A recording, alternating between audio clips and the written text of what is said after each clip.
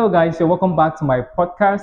On today's episode of Beyond the Classroom, we are talking about how we handle our classes now that our students are back from their holidays.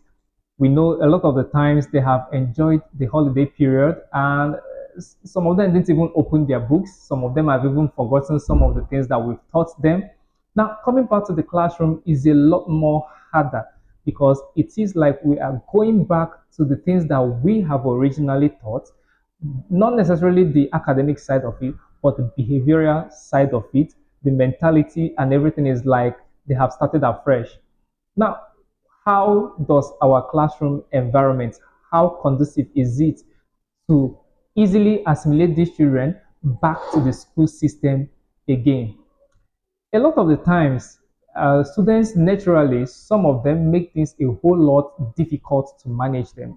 But blames are never blames are never placed on the students. It's always on the manager of the class, who happens to be the teacher.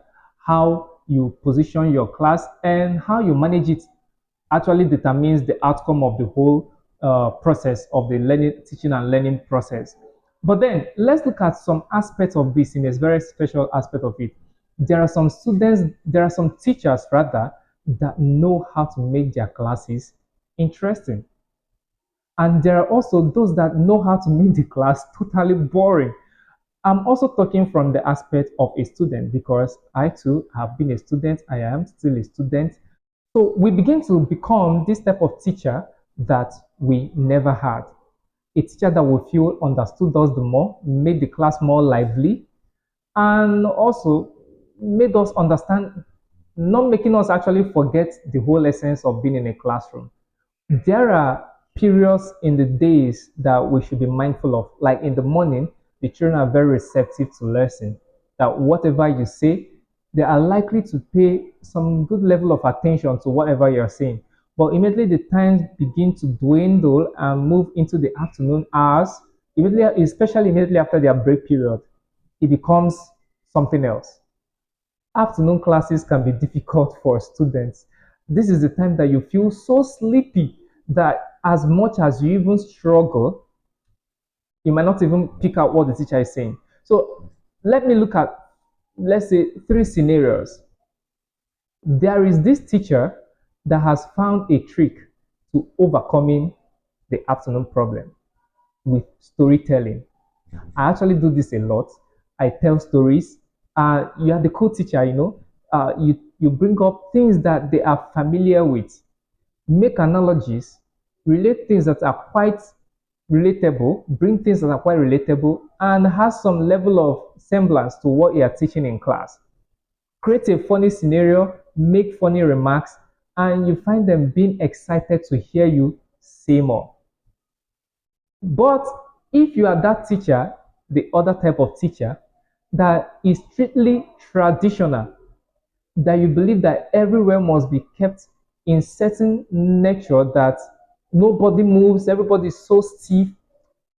So if you are that traditional teacher, you begin to find out that as much as the students are struggling to stay awake, you can't blame them. Your class is boring. Like they try so much, so many, sometimes they don't sleep on purpose. But as much as they try to keep awake, the class is boring them out.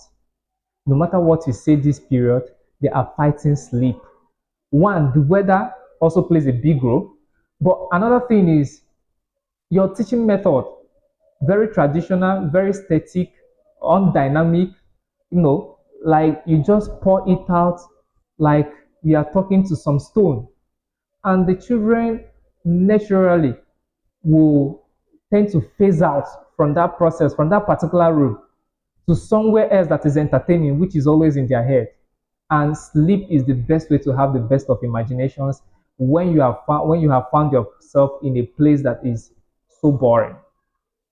Then this other scenario, the teacher that knows how to present facts, even when not making a funny comment.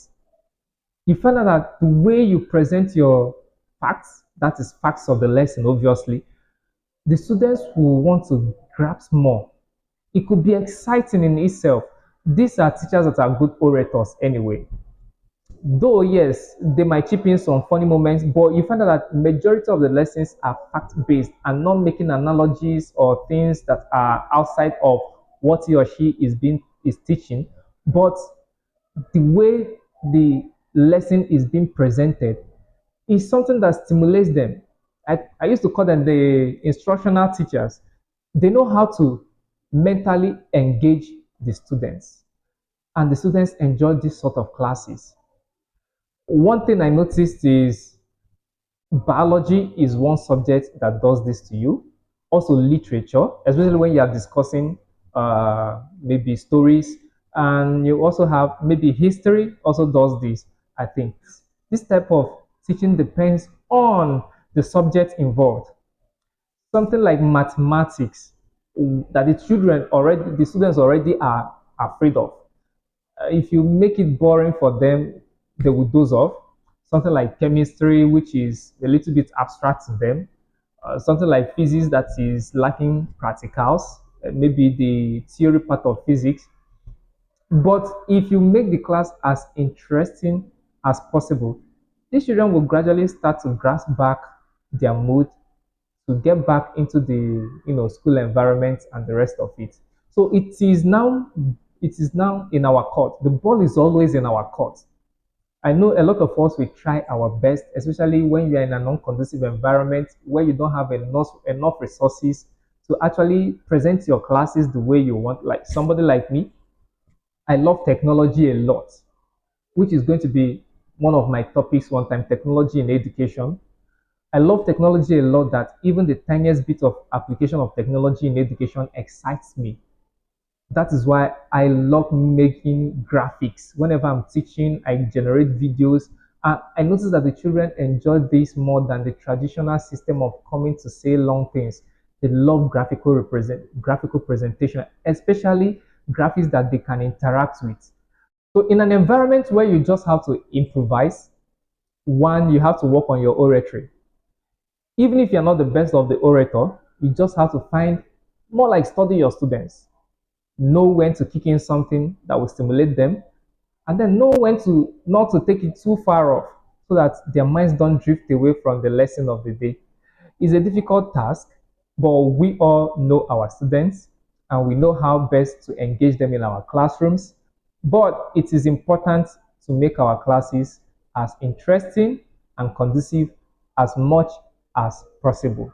Like I always tell the students, you don't need to fear the teachers, you simply need to respect them. And obviously, when you show the students that sense of respect, they actually reciprocate. And also, obviously, you have to draw a boundary. But in any case, there should be mutual respect. There should be positive action towards making a class interesting. Why I say there should be mutual respect is because if the students fear you, they are likely to always zone out in your class. So no matter how much you try, your class is uninteresting to them because you're a fearful person. But if the children genuinely respect you, they will do everything possible to be as engaged as possible in your class. So the ball is always in our court as teachers, like I mentioned earlier, and I hope we have a seamless term this period. Stay blessed until I meet you next time.